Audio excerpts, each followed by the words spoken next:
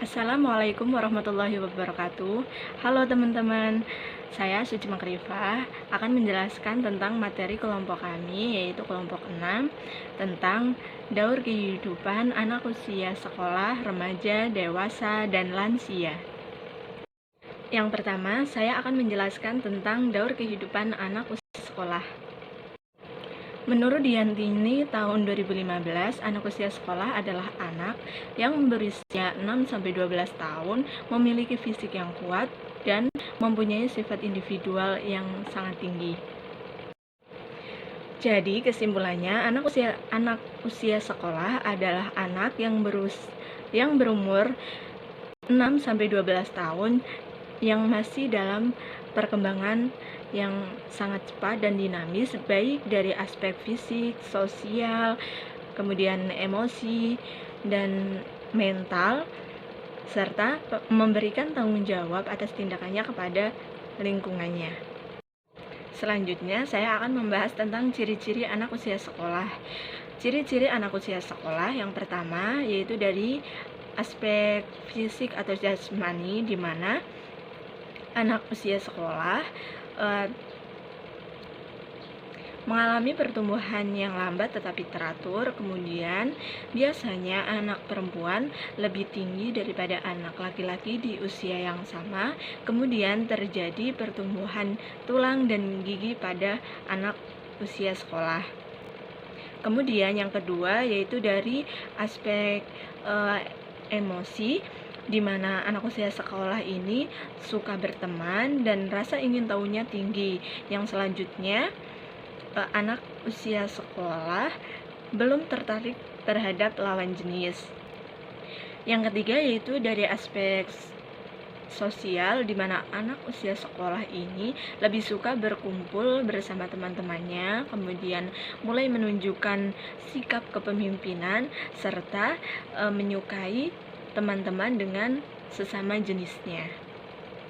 Yang terakhir yaitu dari aspek intelektual, di mana anak usia sekolah ini lebih cenderung berani mengungkapkan pendapatnya, kemudian selalu ingin mencoba hal-hal yang baru, dan perhatian terhadap sesuatu itu sangat singkat. Selanjutnya, saya akan membahas tentang tumbuh kembang anak usia sekolah. Menurut Permenkes nomor 66 tahun 2014, pertumbuhan adalah bertambahnya ukuran fisik struktur tubuh, baik sebagian maupun keseluruhan, sehingga dapat diukur dengan ukuran panjang dan berat. Sedangkan perkembangan adalah bertambahnya struktur dan fungsi tubuh yang lebih kompleks. Pertumbuhan dan perkembangan anak usia sekolah meliputi beberapa aspek. Yang pertama yaitu aspek fisik dan motorik. Aspek fisik ini meliputi struktur fisik, diantaranya tinggi badan, berat badan, proporsi tubuh. Kemudian yang kedua dari aspek kognitif dan intelektual, di mana aspek kognitif ini berkaitan dengan bagaimana berpikir dan memecahkan masalah. Kemudian yang ketiga yaitu aspek perkembangan sosial, di mana aspek perkembangan sosial ini dapat dilihat dari bagaimana seorang individu bisa beradaptasi atau berinteraksi dengan lingkungan sekitar. Yang keempat yaitu aspek perkembangan bahasa, di mana aspek perkembangan bahasa ini tergantung dari pematangan otak secara biologis. Kemudian yang kelima yaitu aspek perkembangan emosi. Aspek perkembangan emosi ini merupakan perasaan intens yang muncul, yang ditunjukkan kepada seseorang atau suatu kejadian. Kemudian yang keenam yaitu aspek kepribadian dan seni. Kemudian yang terakhir yaitu aspek perkembangan moral, di mana aspek ini berisi aturan mengenai apa yang harus dilakukan seorang individu dalam berinteraksi dengan orang lain.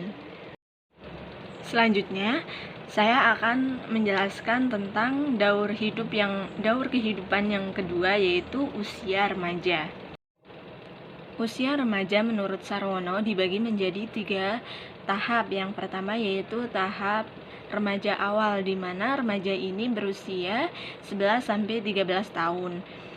Kemudian yang kedua yaitu remaja madya, di mana remaja ini berusia 14-16 tahun. Kemudian yang ketiga yaitu tahap remaja akhir, di mana usia remaja ini antara 17-20 tahun.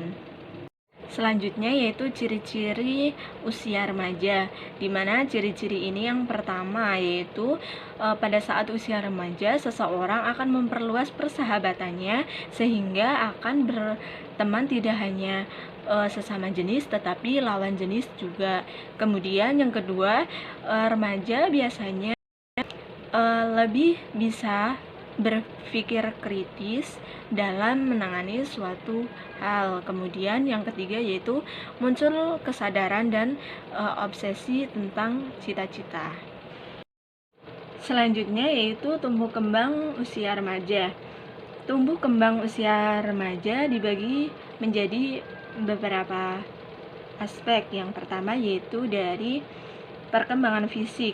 Perkembangan fisik ini dapat dilihat dengan kematangan organ reproduksi. Kemudian yang kedua yaitu aspek perkembangan emosi, di mana remaja awal ini belum bisa mengendalikan atau mengontrol luapan ekspresi seperti sedih, marah, kecewa pada saat-saat tertentu atau cenderung berubah-ubah pada waktu yang relatif cepat. Kemudian yang ketiga yaitu perkembangan kognitif dan bahasa. Perkembangan kognitif dan bahasa ini dapat dilihat dari seperti belajar, memori atau ingatan anak remaja, kemudian menalar, berpikir, dan bahasa. Yang keempat yaitu perkembangan psikososial, di mana hal ini dapat dilihat dari ketertarikan seseorang yang berada pada usia remaja kepada lawan jenisnya. Selanjutnya saya akan menjelaskan tentang daur kehidupan yang ketiga yaitu usia dewasa. Usia dewasa itu apa sih? Jadi seseorang dikatakan dewasa apabila mampu menyelesaikan pertumbuhan dan menerima kedudukannya dalam masyarakat atau dengan orang lain. Menurut Harlock, usia dewasa dibagi menjadi 3 tahap. Yang pertama yaitu masa dewasa dini. Masa dewasa dini ini merupakan masa dewasa yang usianya 18-40 tahun. Kemudian yang kedua yaitu masa dewasa madya, di mana masa dewasa ini berkisar antara usia 40-60 tahun. Kemudian yang ketiga yaitu masa dewasa lanjut, yaitu orang yang telah berusia 60 tahun ke atas. Jadi dapat disimpulkan bahwa usia dewasa merupakan usia seseorang antara 20-65 tahun, di mana secara psikologi seseorang tersebut telah bisa menyesuaikan diri dengan pola-pola kehidupan dan bisa memanfaatkan kebebasan yang diperolehnya. Selanjutnya yaitu ciri-ciri masa dewasa. Yang pertama yaitu sebagai masa pengaturan, di mana manusia melakukan segala macam uji coba untuk mendapatkan sesuai yang diinginkannya. Kemudian yang kedua yaitu masa usia produktif. Kenapa masa dewasa dikatakan masa usia produktif? Karena di masa ini seseorang dapat bekerja, kemudian menikah, dan bereproduksi atau melakukan reproduksi. Ciri usia dewasa yang ketiga yaitu masa sulit. Sebagai masa sulit dan bermasalah. Kenapa disebut masa sulit dan bermasalah?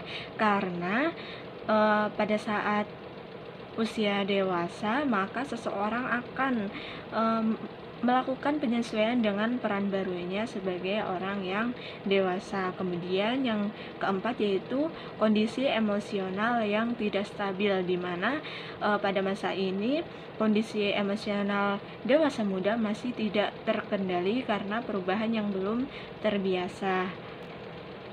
Kemudian yang selanjutnya yaitu masa penyesuaian diri dengan hidup baru. Ketika seseorang telah mencapai masa dewasa, berarti dia akan lebih bertanggung jawab pada masa ini. Kemudian yang selanjutnya yaitu sebagai masa kreatif. Kenapa dinamakan masa kreatif? Karena pada masa ini seseorang bebas berbuat atau melakukan suatu hal yang diinginkannya. Ciri usia dewasa yang selanjutnya yaitu masa keterasingan sosial. Kemudian selanjutnya yaitu masa komitmen, di mana seseorang telah mempunyai komitmen atau tanggung jawab tertentu. Kemudian yang selanjutnya yaitu masa ketergantungan. Pada masa ini seseorang masih ada yang tergantung kepada orang lain atau keluarganya. Kemudian masa perubahan. Selanjutnya yaitu pertumbuhan dan perkembangan usia dewasa. Pertumbuhan dan perkembangan usia dewasa yang pertama yaitu seseorang telah memiliki tanggung jawab sosial dan kenegaraan sebagai orang dewasa. Kemudian yang kedua, seseorang bisa mengembangkan dan memelihara standar kehidupan ekonomi. Dan yang tiga yaitu membimbing anak dan remaja menjadi orang dewasa yang bisa bertanggung jawab dan berbahagia. Pertumbuhan dan perkembangan dewasa yang selanjutnya yaitu mengembangkan kegiatan-kegiatan di waktu yang lenggang bersama keluarga atau orang lain, kemudian menerima dan menyesuaikan diri dengan perubahan-perubahan fisik sebagai orang dewasa, kemudian menyesuaikan diri dengan kehidupan sebagai orang yang bertambah tua. Selanjutnya yaitu pertumbuhan dan perkembangan usia dewasa menurut Harlock, di mana dibagi menjadi 3 tahap. Yang pertama yaitu masa dewasa awal. Masa dewasa awal ini seseorang mencari sesuatu yang penuh akan masalah serta ketegangan emosional. Kemudian yang kedua yaitu masa dewasa madya atau pertengahan, di mana masa ini nampak terjadi penurunan pada fungsi fisik dan psikologis seseorang.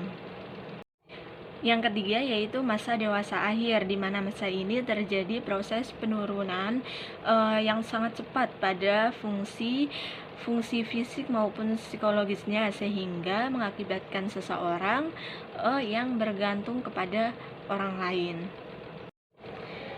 Selanjutnya saya akan menjelaskan tentang daur kehidupan yang terakhir, yaitu usia lansia. Yang pertama yaitu pengertian usia lansia. Yang pertama menurut WHO, lansia ini merupakan seseorang yang telah memasuki usia 60 tahun ke atas dan merupakan kelompok umur pada manusia yang telah memasuki tahap akhir dari fase kehidupannya. Jadi kesimpulannya, usia lanjut merupakan tahap lanjut atau tahap akhir dari tahap pendewasaan dalam daur kehidupan seseorang.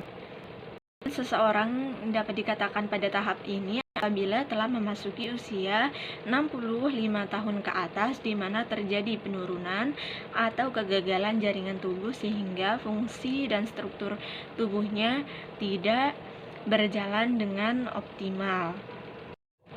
Yang selanjutnya yaitu ciri-ciri tahap lanjut usia. Yang pertama yaitu tahap di mana mengalami kemunduran atau penurunan pada fungsi baik aspek fisik, psikologi, kognitif, dan lain-lain. Kemudian yang kedua yaitu berada dalam kelompok minoritas, dan yang ketiga yaitu mengalami perubahan peran karena ketidakmungkinan lansia untuk kembali produktif.